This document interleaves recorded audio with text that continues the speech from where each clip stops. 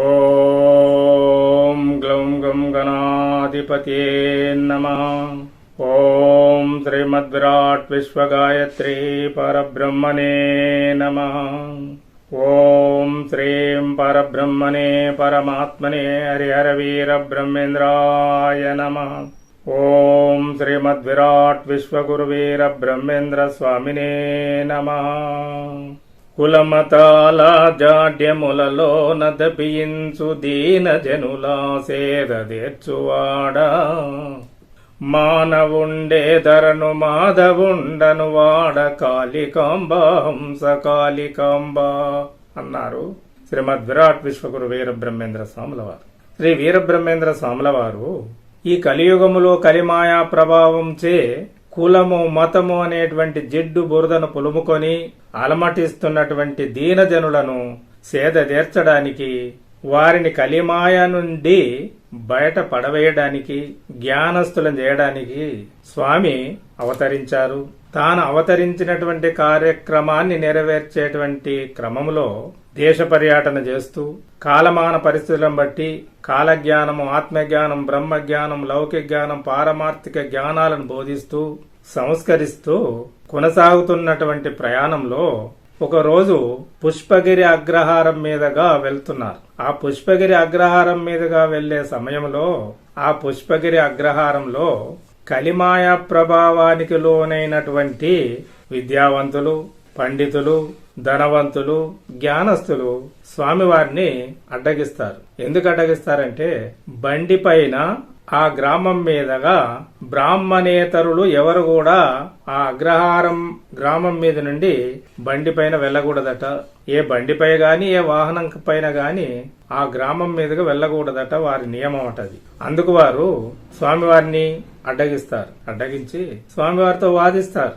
వేద పండితులైతే ఈ గ్రామం మీదుగా బండి పైన ప్రయాణం చేయాలంటే మాతోని వాదించి గెలిచి వెళ్ళాలి, లేకుంటే వెనుదిరిగిపోవాలని వాళ్ళు వాదిస్తారు. స్వామివారు సరేనంటాడు. స్వామివారు వారు చదివినటువంటి వేదాల నుండి, ఉపనిషత్తుల నుండి, పురాణాల నుండి కొన్ని ప్రశ్నలు వాళ్ళని అడుగుతాడు. ఆ ప్రశ్నలకు వాళ్ళు సమాధానం చెప్పలేక తెల్లముఖం వేస్తారు. వేసి వారి స్థాన బలాన్ని చూసుకొని స్వామి పైన దౌర్జన్యానికి దిగుతారు. అప్పుడు స్వామివారు వీరికి తగిన శాస్తి చేసి జ్ఞానోదయం కలిగిస్తే తప్ప వీరికి కలిమాయ దొలగదు అని చెప్పి భావించి ఆ పుష్పగిరి అగ్రహారం వైపు చూస్తాడు. ఆ అగ్రహారం అంతా కూడా మంటల్లో కాలిపోతుంటది. ఈ వింత సంఘటన చూసి వాళ్ళు భయపడి అందిత జుట్టు అందపోతే కాళ్ళు పట్టడం అనేది వారి బ్రహ్మాస్త్రం కాబట్టి దాన్ని ఉపయోగించారు.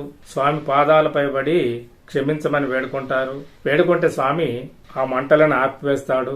ఆపివేసిన తర్వాత ఆ గ్రామంలో ఉన్నటువంటి మరికొంతమంది పెద్ద మనుషులు, జ్ఞానస్తులు వచ్చి స్వామికి క్షమాపణ చెప్పి వారి గ్రామానికి దొలకపోయి పండిత మర్యాదలు చేసి సపర్యాలు చేసి కూర్చోబెట్టి స్వామి వారిని అడిగారు. వాళ్ళు ఏమడిగారు?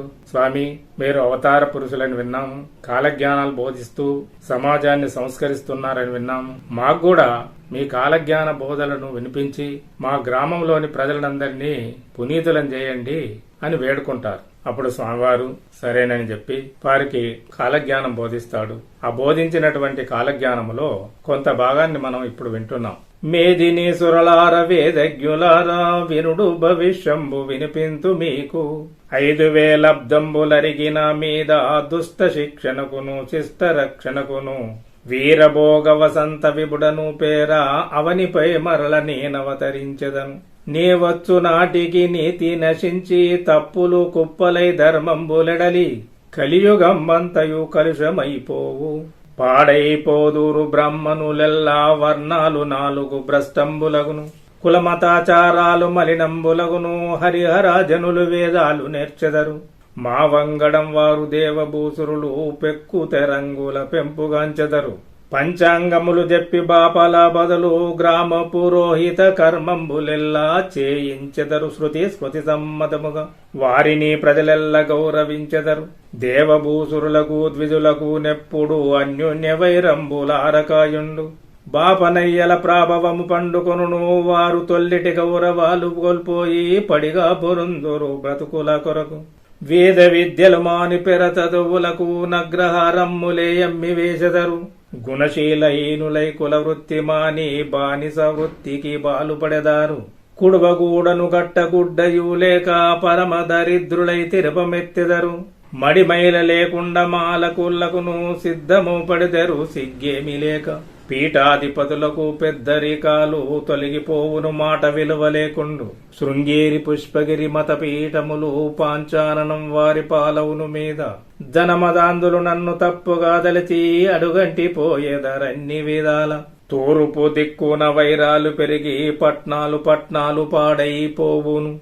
వేలు లక్షలు ప్రజలు కూలిపోయెదరు. నరరూప రాక్షసులు ధరణి నేలెదరు. జలనిధులందున్న సకల జీవములు నశించిపోవు పెన్మంటలంగాగి. ఖనిజంబులన్ పసిగట్టి మానవులు నగములే పగలగొట్టెదరు. కాశిగా దేశాన కలహాలు రేగు. సిటివేలి సీమలో క్షితిబద్దలగు. జుర్రేటి ఒడ్డున జోగులు పుట్టి సృష్టి రహస్యంబులెరిగి చెప్పెదరు. యాగంటి ముక్కంటి ఎకల భక్తులకు ప్రత్యక్షమై ముక్తి భాగ్యంబు సంగు. రెట్టాల చెరువులో జట్టలే పుట్టు. కొచ్చెర్ల కోటలో కోడి మాటాడు. పెనుమంటలెగియును విను వీధియందు. పాతాల గంగ లోపల నీరమింకు. భ్రమరాంబ దర్శింప భార్గవి వచ్చు. శ్రీగిరి క్షేత్రంబు సిరులతో దూగు. గండి కోటను గల ముండల బారు. కడుపు కక్కుర్తికై కర్నూలు జేరు. మహిమహానందిలో మహిమలు పుట్టు. కృష్ణాశ్రవెంతి మరింత యుప్పొంగి. కనకదుర్గమ్మ ముక్కరదాకునండి. కొల్లాపురమ్మ మహోల్లాసమును నాట్యమాడుతూ వచ్చు నా మఠమ్మునకు. మన్నారు గుడి వద్ద మహిమ గోల్పోయి. రామలింగ స్వామి రాయిగా మారు. జ్వాలమ్మ ప్రజలతో వాదమ్ములాడు. శ్రీమదహోబల క్షేత్రమందున్న ఉక్కు కంబమునకు పెక్కులుంగొమలు పుట్టి వింతక జాజి పువ్వులేపోయు. ఆచారములు మాయు నాశిలా నదిని పావన బ్రహ్మ కపాలంబునందు. రామతిలకయు కండు రాజ్యంబుజేయు. ఆహరి ద్వారా మందున్న పెద్ద మర్రి వృక్షం పైన మహిమలు పుట్టు. తెల్లని కాకులు తిండికే వచ్చి. జాతి కరిస్తాలు సలుపు నెమ్మదిగా.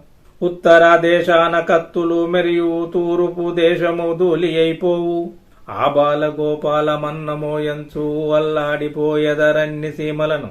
పంట కొలంబులు ప్రబలంబులగును. ఈ విపర్యముల నేవంకగన్న. వర్ణ సంకర్యంబు ప్రబలమైపోవు. వావులు వరసలు త్రోవలు దప్పి. విరహాలు పుట్టు స్త్రీ పురుషుల కర్య. కులగోత్ర భేదాల గొడవ లేకుండా. దగ్గర దవ్వల తలపు లేకుండా. ద్విజలార పొడిమిలో పెళ్లిళ్లు జరుగు. విధవా వివాహంబు పెక్కులు జరుగు. వ్యభిచారమన్నది పాపంబుగాక. అది ఒక సుఖముగా అనుభూతమగును. దేవునిపై భక్తి దవ్వైపోవు. ధర్మంబుపై రక్తి దవ్వైపోవు. కడుపు నిండగ భుక్తి కరువైపోవు. ఈ పాప పంకంబు నింకించుటకు. ఈ కష్టముల నెల్లబోకార్చుటకు. జగతిలో ధర్మంబు స్థాపించుటకు. వసుమతి సురలార వచ్చేదా నేను. నా పునరాగమనంబుకై మీరాలెదురు చూచుతూ నుండు ఎల్ల మానవులు. నన్ను నమ్మి భజించు నరలోకమునకు. నెసగు సౌఖ్యంబులు పసగు మోక్షములు.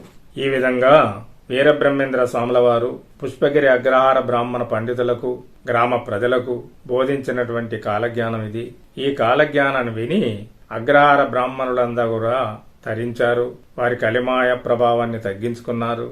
వారి భవిష్యత్ తరాల వారికి కూడా అందించారు. మనం కూడా ఈ కాలజ్ఞానాన్ని విందాము.